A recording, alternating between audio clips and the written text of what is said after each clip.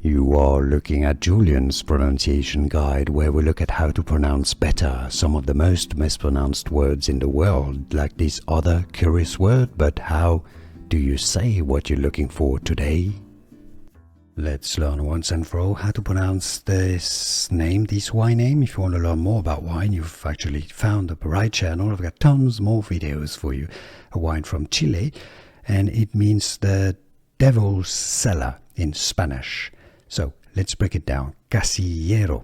Casillero. The double L is in Spanish pronounced like a Y, okay? Although in South America, sometimes a bit more like je. Casillero del Diablo. Casillero del Diablo. Casillero del Diablo. Diablo is the devil. If you cannot pronounce Spanish perfectly, you can simply say it as Casillero, Casillero del Diablo. Casillero del Diablo. Can you pronounce this? Let me know in the comments. It's actually pretty good. What do you think about the wine? Let me know. Here are more videos on how to pronounce more confusing words and names too many mispronounced. Like this video if you found it useful. I appreciate your support. I'll see you soon, and thanks for watching.